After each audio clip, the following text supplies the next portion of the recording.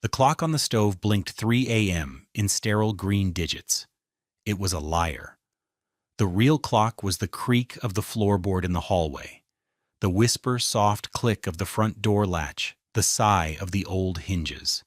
For 5 years, this had been his alarm. Naima was leaving again.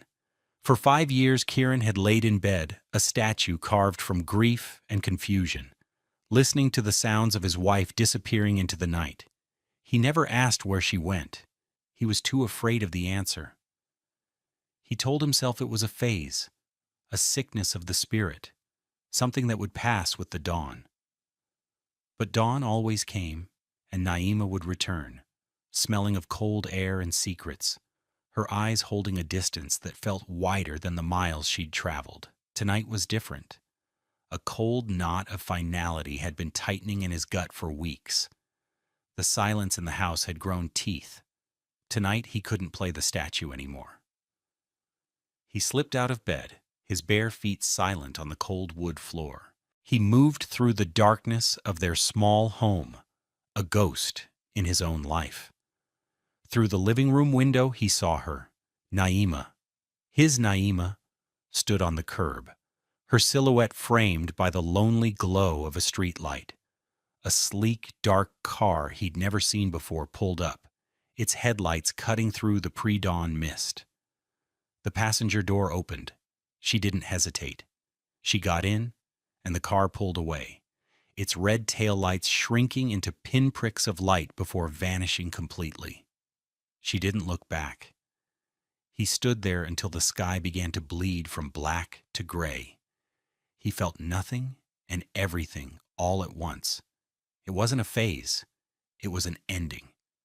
He froze, not from the cold seeping through the window pane, but from the vast, terrifying emptiness that had just opened up in front of him. His life, as he knew it, had just driven off into the darkness. And in that moment of absolute breaking, a new life, a harder and more beautiful life, was about to begin. He didn't know it then, but the sound of that car door closing was not just an ending. It was the first, brutal note of a symphony he was not yet ready to hear. 5 years later, the ghost of 3 a.m. had faded, replaced by the gentler alarm of a 5:30 sunrise. Kieran moved through the quiet of his apartment with a practiced economy of motion. The world was still dark, but here, in this small two-bedroom space filled with the scent of coffee and cinnamon, his world was already bright. He was a tall, brown-skinned man in his early 30s, with a strength in his shoulders that came from lifting more than just boxes at work. He carried the weight of single fatherhood with a quiet dignity, a weariness in his eyes that was always tempered by a deep, unwavering well of patience. He measured out coffee grounds, the scrape of the scoop the first sound of the day. On the refrigerator, a gallery of crayon masterpieces was held up by mismatched magnets. A smiling sun, a lopsided house, and a dozen portraits of a tall black man with short, natural hair holding hands with a little black girl whose braids defied gravity. This was his universe now. This was his everything. "Daddy?" a small voice called from the hallway. Kieran smiled, the expression softening the tired lines around his eyes. "In the kitchen, sweet pea. Pancakes are coming." Amara appeared in the doorway, rubbing her eyes with the back of her hand. At 6 years old, she was a whirlwind of bright energy, her natural hair styled in beautiful braids with colorful beads that clicked softly when she moved. She clutched a worn, one-eyed stuffed giraffe named Gigi. She was the spitting image of her mother, a fact that was both a blessing and a constant low-level ache in Kieran's chest. "Are they the swirly ones?" she asked, her voice still thick with sleep. "The swirliest," he confirmed, pouring batter onto the hot griddle. He wasn't a master chef. His pancakes were often a little burnt on one side, their shapes more abstract art than perfect circles. But he made them with a love so fierce, it was a tangible ingredient. and Amara declared them the best in the entire world. Their morning routine was a well-choreographed dance. He'd pack her lunch while she chattered about a dream involving a talking squirrel and a trip to the moon. He'd braid a loose strand of her hair back into place, his large, calloused hands surprisingly gentle. She'd tell him his worn work boots were boring and needed glitter. He'd tell her glitter wasn't part of the warehouse uniform. These were the moments that stitched his life together, the small, mundane acts of love that had filled the cavernous hole Naima's departure had left behind. He worked as a shift supervisor at a massive logistics depot on the industrial outskirts of the city. It was loud, demanding work, a world of timetables, scanners, and forklifts. He was good at it. He was reliable, fair, a quiet leader who earned respect not through authority, but through consistency. He treated everyone the same, from the new hires to the regional managers.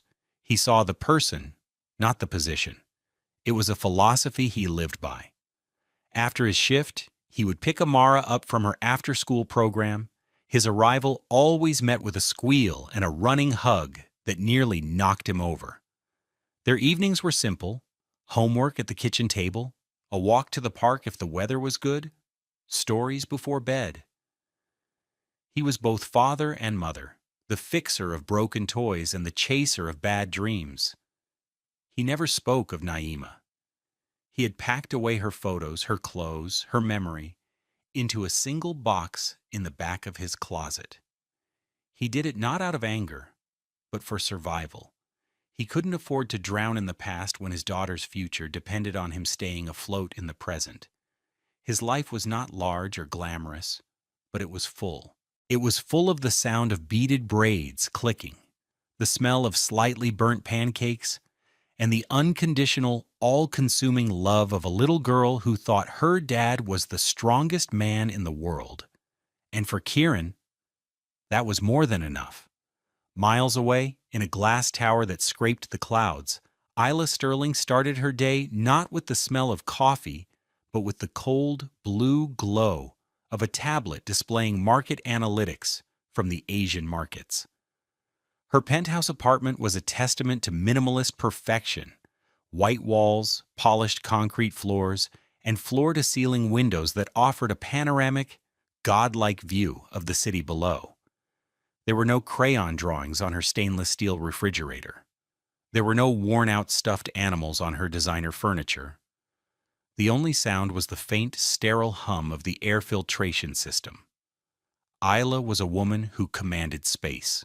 In her late 30s, she was the CEO of a multi-billion-dollar tech conglomerate, a position she had clawed her way to with relentless intelligence and a work ethic that bordered on punishing.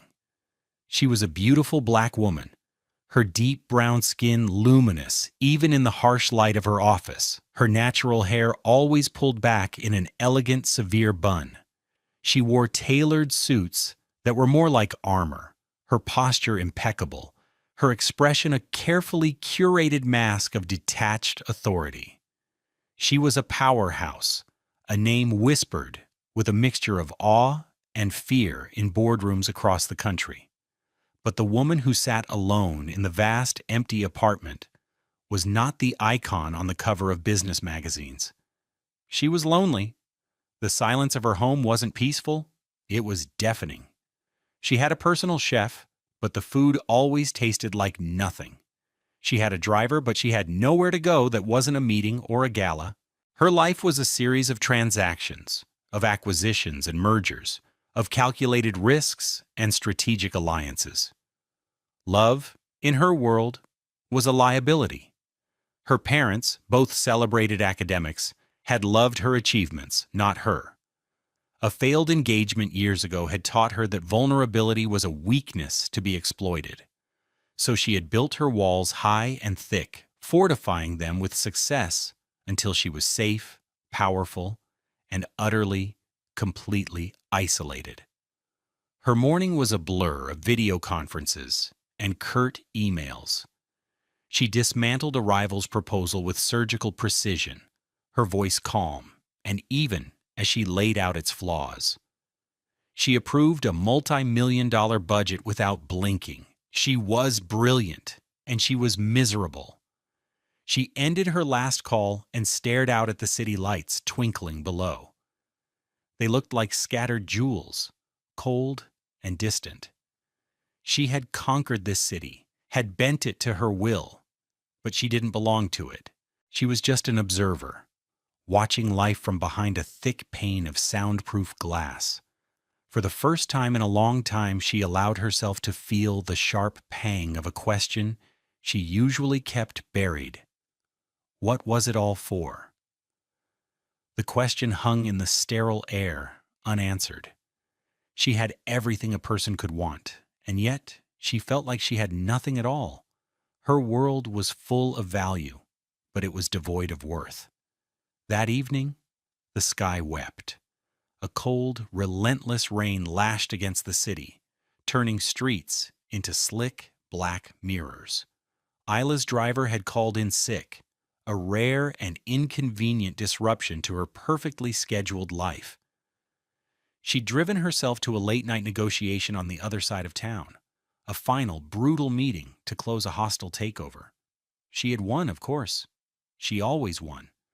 But the victory felt hollow, leaving the familiar metallic taste of exhaustion in her mouth. Driving home on the unfamiliar, poorly lit streets of a neighborhood far from her own, it happened. A jarring thump, a violent shudder, and the wheel wrenched in her hands. The tire pressure warning light screamed red on the dashboard. She pulled the luxury sedan over, its sleek, expensive frame looking alien and out of place against the backdrop of brick row houses and shuttered storefronts. The rain was coming down in sheets now, drumming a frantic rhythm on the roof of the car. She looked at her phone. 1% battery. It died before she could even open her contacts app. She was stranded. Isla Sterling, the woman who controlled a global empire, was utterly helpless. For a moment, panic, a raw and unfamiliar emotion, seized her. She was a powerful black woman in a designer suit, alone on a dark street in a neighborhood the news would describe as troubled. She locked the doors, her heart hammering against her ribs. The world outside the car was a blur of rain and shadow. Headlights would occasionally sweep past, illuminating the deluge for a brief second, before plunging her back into darkness. It was in the glare of one such pair of headlights that she saw him. A man getting out of an old, dependable-looking pickup truck. He was tall and broad-shouldered, wearing a simple work jacket. He paused, looking at her disabled vehicle, his expression unreadable from a distance. Fear coiled in her stomach. This was it. This was the kind of random, senseless danger her carefully constructed life was supposed to protect her from. But he didn't approach her window. He just stood by his truck for a moment, as if debating. Then, with a sense of weary resolution, he walked towards her car. He didn't rap on the glass or try the handle. He just stood a respectful distance from her door, the rain plastering his short, natural hair to his head, and waited. After a long moment, she cautiously lowered the window a few inches. "You have a flat," he said, his voice calm and low, barely audible over the storm. It wasn't a question. It was a simple statement of fact. "I'm aware," she replied, her own voice tighter and colder than she intended. He didn't seem offended. He just nodded. "It's a bad night to be stuck. You need a hand?" She studied him. There was no menace in his eyes, only a quiet concern. He looked tired, like a man who had just finished a long day and wanted nothing more than to be home. He was just a person seeing another person in trouble. This simple, human decency was so foreign in her world of transactional relationships that it disarmed her. "My phone is dead," she admitted, the words feeling like a surrender. "I can't call for a tow." "Got a spare?"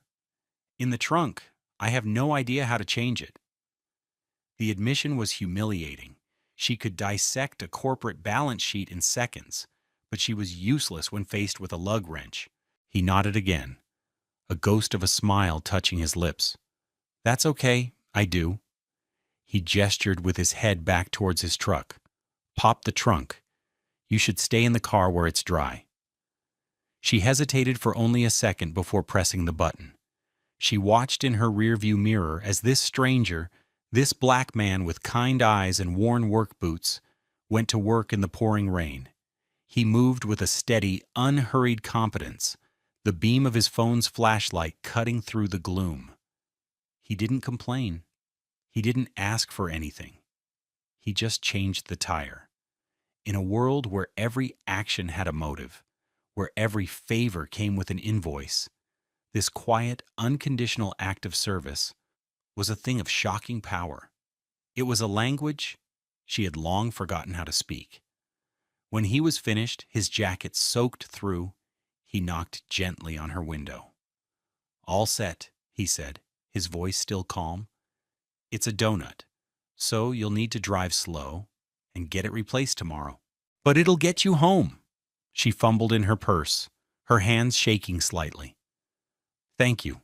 Please let me pay you for your time." She pulled out all the cash she had, a few $100 bills. He looked at the money in her hand and then back at her face. He slowly shook his head. "No, ma'am, you don't have to do that. Just be safe." And with that, he turned and walked back to his truck, leaving her sitting in her silent, impossibly expensive car, holding a handful of useless money. She watched him drive away, his taillights disappearing into the rain.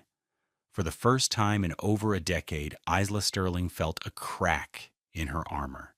And through that crack, something dangerously close to a tear began to form. She wasn't just grateful, she was profoundly, inexplicably moved. The next day the city was washed clean. Sunlight glinted off damp pavement, and the air felt fresh and new. Isla, however, felt as though the storm was still raging inside her. The stranger's quiet kindness had unsettled her more than any hostile negotiation ever had. It had exposed a deep and aching void within her own life. She found the name of the garage near where she had broken down and had her assistant arrange for the tire replacement. But she couldn't shake the man's face from her mind. It felt wrong, incomplete, to let his gesture go unacknowledged. It was more than just a changed tire. He had, in a small but significant way, rescued her. Driven by an impulse she didn't fully understand, she told her driver to take her to the garage herself. She needed to thank him properly. She had her assistant track down his license plate from a nearby traffic camera. A morally ambiguous use of her power, but one she justified with the purity of her intent.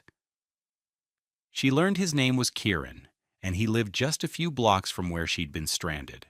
She found herself standing on a quiet residential street, holding a ridiculously expensive gift basket filled with artisanal coffees and imported cheeses, feeling more out of place than she ever had in a Tokyo boardroom.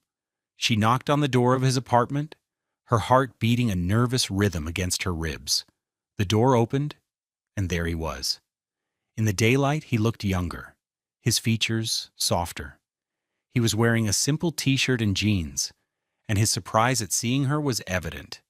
"Ma'am," he said, his eyebrows rising, "is everything all right with the tire?" "The tire is fine," Isla said, her voice more formal than she'd like. "I'm Isla. I wanted to thank you again, properly." She thrust the gift basket towards him. He looked at the basket, then back at her. A flicker of something, amusement, confusion, in his eyes. Before he could respond, a small voice piped up from behind his legs. "Daddy, who's the fancy lady?" Isla looked down and saw a little girl with bright, curious eyes and beaded braids peeking out. It was the girl from the crayon drawings in his truck, Amara. She was even more vibrant in person, a small sunbeam of a child. Kieran placed a gentle hand on his daughter's head. Amara, this is Isla. She had some car trouble last night. Isla, this is my daughter, Amara. Hi, Amara said, stepping forward with the uninhibited confidence of a 6-year-old. She looked Isla up and down, taking in the tailored pantsuit and expensive shoes. Why do you look so sad? The question was so direct, so unfiltered, it was like a physical blow. No one had asked Isla a question like that in years. In her world, emotions were weaknesses to be hidden, not observations to be shared. She opened her mouth to offer a polite corporate denial, but no words came out. Kieran, seeing her discomfort, gently intervened. That's not a polite question, sweet pea. But her eyes are crinkly, Amara insisted, with the irrefutable logic of a child. Like when I miss Mama. The name hung in the air, thick with unspoken history. Kieran's face tightened almost imperceptibly. He cleared his throat. We were just about to have dinner, he said, changing the subject, his voice a little strained. Imperfect pancakes, it's a Tuesday tradition. You should stay, Amara declared.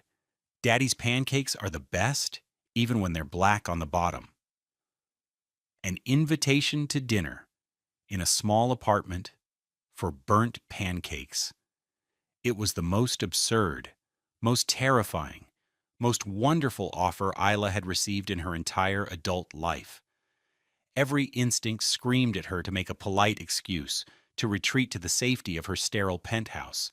But then she looked at Kieran's tired, kind eyes and at Amara's hopeful, expectant face, and she heard herself say a word she hadn't realized she was going to say. Okay. The inside of their apartment was small, but it radiated a warmth that her sprawling penthouse completely lacked. It smelled of cinnamon and home. Every surface seemed to have a story. A stack of children's books on the coffee table, a lopsided clay pot holding a thriving plant on the windowsill, and crayon drawings everywhere. Isla sat awkwardly on the sofa, the cellophane on the gift basket crinkling loudly in the comfortable silence. Kieran moved around the kitchen with a familiar grace, Amara acting as his very chatty sous chef. Isla watched them, fascinated. She watched as he let Amara stir the batter, even though she was sloshing it over the sides of the bowl. She watched as he patiently answered a never-ending stream of questions about why the sky was blue and whether giraffes could swim. There was an ease between them, a deep and unspoken bond that was evident in every shared glance, in every gentle touch. It was a kind of wealth Isla had never known. He served the pancakes on colorful plastic plates. They were, as advertised, slightly burnt. But as Isla took a bite, a strange thing happened. The simple taste of the pancake, made with no fancy ingredients but with an abundance of love, was the most delicious thing she had eaten in years. It tasted real. She ate 2 and then a third, listening as Amara recounted the entire plot of a cartoon she had watched that afternoon. For the first time in as long as she could remember, Isla laughed.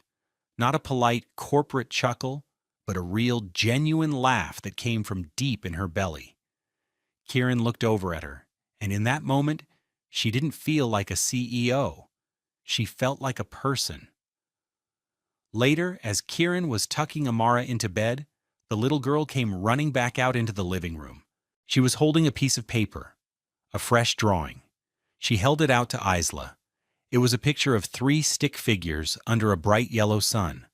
A tall man with scribbled black hair, a small girl with lines and dots for beaded braids, and a woman in a blue dress with an elegant bun drawn on top of her head. They were all holding hands. This is for you, Amara said, her voice serious. It's my family. That's Daddy. That's me. She pointed to the last figure. And that's you? Isla took the drawing, her fingers trembling. The crayon felt warm in her hand. She looked at the simple, smiling figures, at this innocent, profound offering of inclusion. A little girl she had met only hours ago had drawn her into her family. The sheer, uncalculated generosity of it broke through the last of her defenses. The walls she had spent a lifetime building came crumbling down. A single, hot tear escaped and slid down her cheek, landing on the crayon sun. Amara's face fell. "Why are you crying like me when I miss Mama?" she whispered, her voice full of concern. Kieran came and knelt beside his daughter, his expression a mixture of tenderness and deep, complicated sorrow. He didn't have an answer. Isla didn't either. She just clutched the drawing to her chest, a piece of paper that had suddenly become the most valuable thing she owned. Days turned into a week, then two. A strange and delicate routine began to form. Isla found reasons to be in Kieran's neighborhood. A meeting that ran late, a file she'd forgotten at a nearby coffee shop. They were flimsy excuses, and they both knew it. But neither of them called it out. They would spend evenings on his small apartment porch, the air growing cooler as summer faded towards fall. Amara would be asleep inside, and in the quiet darkness, they would talk. He spoke of Naima, not with the sharp edges of anger, but with the dull, persistent ache of a wound that never fully healed. "She just disappeared," he said one night, his voice low, his gaze fixed on the distant city lights that belonged to Isla's world. "One day she was here, and the next, she wasn't. She was looking for something I couldn't give her. Something bigger, shinier than this life." He never said he hated her. He just missed the woman he thought he had married. In turn, Isla spoke of a different kind of emptiness. She told him about her parents, who only called to discuss her company's stock price. She spoke of the crushing pressure to be perfect, to be invincible, a pressure that had slowly suffocated the person she might have been. "I have hundreds of contacts in my phone," she confessed, her voice barely a whisper. "But I don't have a single person I could call if my car broke down again, except you." He didn't offer solutions or platitudes, he just listened. He saw her, not the CEO, not the powerhouse, but the lonely woman hiding behind a fortress of success. And in his quiet, steady presence, she felt safe enough to be vulnerable for the first time in her life. He showed his affection not with words, but with actions. He'd have a cup of hot ginger tea waiting for her when she arrived, remembering she'd mentioned liking it once. He fixed the loose clasp on her expensive watch with a pair of pliers from his toolbox, small, simple acts of service that felt more intimate and meaningful than any grand romantic gesture she had ever received.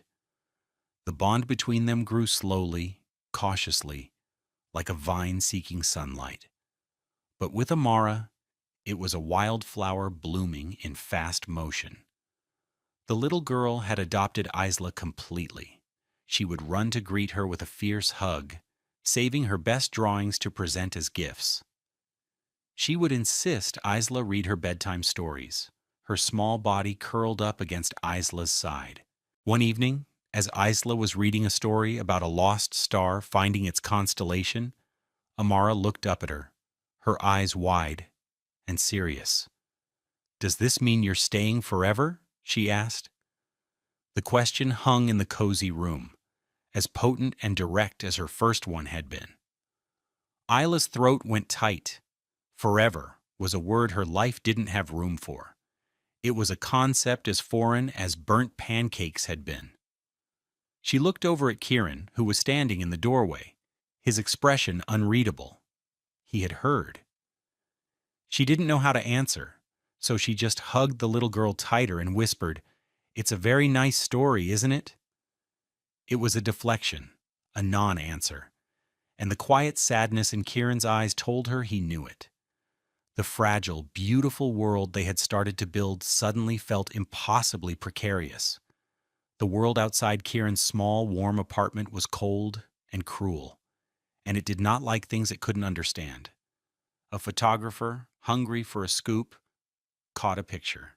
It wasn't scandalous, just a photo of Isla Sterling, the billionaire CEO, sitting on the steps of a modest apartment building, laughing as a little black girl with beaded braids showed her a dandelion. But in the high-stakes world of corporate power, context was irrelevant. Perception was everything. The photo landed on the desk of Marcus Thorne, a rival on Isla's board. Marcus was a man who thrived on weakness, who saw connection as a vulnerability to be exploited. He was ambitious, insecure, and deeply resentful of Isla's effortless command. He saw the photo not as a picture of a woman finding happiness, but as a weapon. He called an emergency board meeting. The atmosphere in the sterile, mahogany-paneled room was tense. Marcus projected the photo onto the massive screen at the head of the table. Isla, sitting in her customary chair, felt a cold dread wash over her. "This picture was taken yesterday," Marcus began, his voice dripping with false concern. "It seems our CEO has been spending a considerable amount of time in a less than reputable part of the city, with a man of no consequence, a warehouse worker, I believe." He let the words hang in the air, thick with condescension. "My personal life is not the board's concern," Isla stated, her voice dangerously calm. "It becomes our concern when it affects the company's image," Marcus countered smoothly. "We are in the middle of a delicate merger. We need our leader to project an image of stability, of unwavering focus. This dalliance makes you look erratic, unpredictable. It makes you look weak." The other board members, a collection of gray-faced men and women who valued stock prices over everything, shifted uncomfortably. They smelled blood in the water. "I am not weak," Isla said, her gaze locking onto Marcus. "Aren't you?" he sneered, sensing his advantage. "I have other photos, Isla. Photos that could be misinterpreted. A narrative could be spun. A powerful, lonely executive preying on a simple, working-class man. Or perhaps she's being blackmailed. Either way, it's a story that could do irreparable damage to our brand and to your reputation. So I suggest you end this. Cut off this distraction. Reassure the board where your loyalties lie." He was giving her an ultimatum. Her career, the empire she had built from nothing, or the quiet man and his daughter who had somehow become her home. She looked around the table, at the cold, calculating eyes of people who called her a colleague, but would throw her to the wolves without a second thought. She saw her entire life, a life of relentless ambition and profound loneliness, laid out before her. She had fought for this seat at this table, had sacrificed everything for it. And now she realized, with a sudden, shocking clarity, that she didn't want it anymore. The table was a prison, and she was finally ready to be free. She stood up. The room went silent. Everyone expected a fight, a denial, a strategic retreat. They expected the Isla Sterling they knew, the ruthless tactician, the Ice Queen. They were about to meet someone new. She walked to the head of the table, her steps deliberate and sure. She didn't look at Marcus. She looked at the faces of the people who believed they held her future in their hands. "Marcus is right about one thing," she began, her voice quiet, but carrying an undeniable weight that commanded the room's full attention. "My focus has shifted." She reached into her briefcase and pulled out a piece of paper. It was creased and slightly smudged, a stark contrast to the glossy reports on the table. She held it up for everyone to see. It was Amara's drawing of the 3 stick figures holding hands. "For 20 years, I have dedicated my life to this company. I have measured my worth in quarterly earnings and market share. I have acquired assets. I have built platforms. I have generated billions of dollars in shareholder value." She paused, her gaze sweeping across the stunned faces. "And then, a few weeks ago, I acquired this." She placed the drawing gently on the polished table. "This is a drawing from a 6-year-old girl. It is, by any financial metric, worthless. It's crayon on cheap paper. But it is the single most valuable thing I have ever owned, because it's not an asset, it's a gift. It represents a world where value isn't calculated, it's felt, where worth is measured in kindness, not in capital. She looked directly at Marcus, her eyes clear and free of fear. You speak of weakness. Let me tell you what real weakness is. It's being so afraid of losing power that you cannot recognize love. It's living in a world so small that you believe a man's worth is determined by his job title. That is a poverty of the soul that no amount of money can cure. She took a deep breath, the air in the room thick with a silence that was no longer just tense, but awestruck. I am not being blackmailed. I am not having a dalliance. I am, for the first time in my life, building something real. Something that doesn't have a stock ticker. I am building a family. She straightened up, her posture regal, her voice ringing with a newfound certainty. Therefore, I am tendering my resignation as CEO, effective immediately. I wish you all the best in your continued pursuit of things that can be bought and sold. She turned, and without another word, she walked out of the boardroom, leaving behind a stunned silence and a child's drawing of a family sitting in the center of the cold, mahogany table. She didn't look back. She had a home to get to. Kieran saw the news alert on his phone while he was helping Amara with her homework. CEO Isla Sterling abruptly resigns. His heart sank. He knew with a sickening certainty that it was his fault.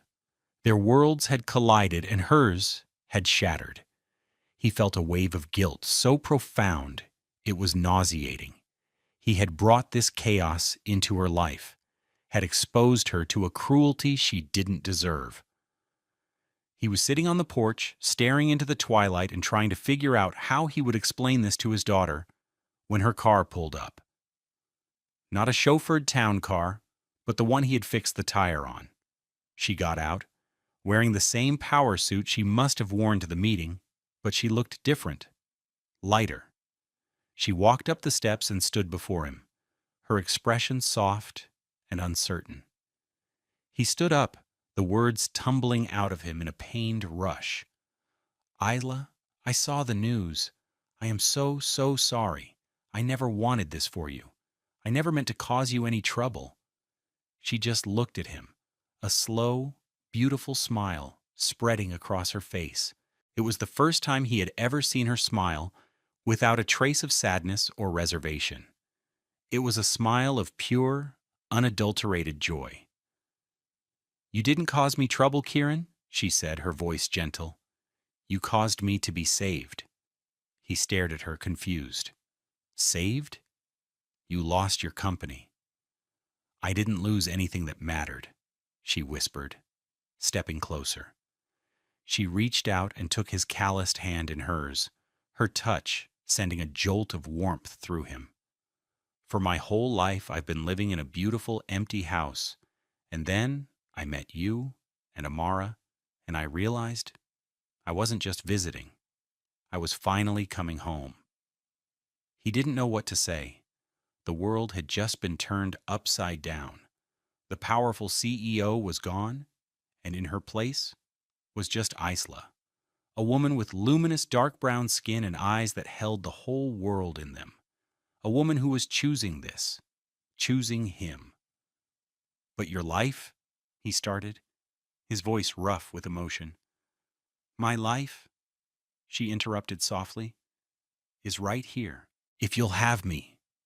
He looked into her eyes and saw his own future reflected there, a future he had never dared to dream of, a future filled with light and laughter and imperfect pancakes. He intertwined his fingers with hers, a simple gesture that felt like a solemn vow. He didn't need to say anything. She already knew the answer. In the quiet of the evening, with the sound of crickets beginning their nightly song, they just stood together, holding hands on the porch of the little apartment that had become the center of the universe. 3 months later, the world was a riot of autumn color. The crisp air smelled of damp earth and wood smoke. Isla hadn't just found a home, she had started to build one. She'd used her severance and her formidable skills to launch a foundation that funded community-led projects in underserved neighborhoods. Her first project was a sprawling community garden in the heart of Kieran's neighborhood, transforming a neglected vacant lot into a vibrant oasis of green. On a bright Saturday afternoon, the garden was bustling with life. Families were tending to their plots, their laughter carrying on the breeze. Kieran was on his knees, his dark hands covered in rich soil, showing a group of kids how to plant garlic bulbs. He looked up and saw Isla across the garden, her hair pulled back simply, a smudge of dirt on her cheek. She was laughing with an older woman, one of the community elders, her posture relaxed and open. She had traded her power suits for jeans and a warm sweater. She had never looked more beautiful, more powerful. Their eyes met across the rows of kale and collard greens, and they shared a smile. It was a smile of deep, quiet contentment. This was their life now, a life built not on spreadsheets and stock prices, but on shared work, shared meals, and shared joy. Just then, Amara came running towards them, her beaded braids bouncing. She was clutching something tightly in her fist. She skidded to a stop in front of Isla, her face alight with purpose. "I made this for you," she said, her voice breathless with excitement. She opened her hand. On her palm lay a small, slightly lopsided bracelet made of colorful plastic beads, strung on a piece of elastic string. It was clumsy and imperfect, and the most beautiful piece of jewelry Isla had ever seen. Isla knelt down so she was at eye level with the little girl.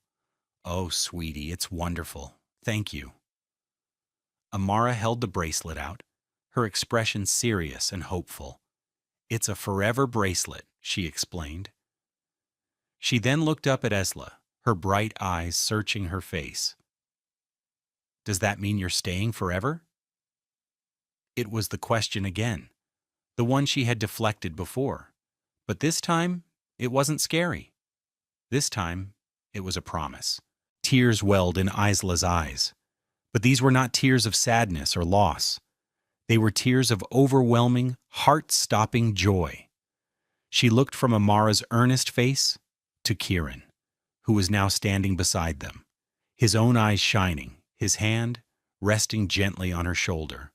Her two worlds, her past and her future, had merged into this one perfect, sun-drenched moment. She let Amara slide the bracelet onto her wrist, right next to her expensive, now meaningless watch. It fit perfectly. She looked back at the little girl who had saved her with a crayon drawing. "Yes," Isla whispered, her voice thick with an emotion so profound it felt sacred, forever. And so, in a garden built on forgotten ground, a family bloomed. It wasn't a family born of blood or obligation, but one built by choice, brick by brick, with acts of quiet courage and unconditional kindness. They learned that the greatest strength is not in building walls to keep the world out, but in having the courage to tear them down. They discovered that true wealth has nothing to do with what you own, and everything to do with who sees you, truly sees you, and chooses to stay. For love, in its purest form, is not something you find or earn. It is something you build together in the rich, fertile soil of an ordinary, extraordinary life.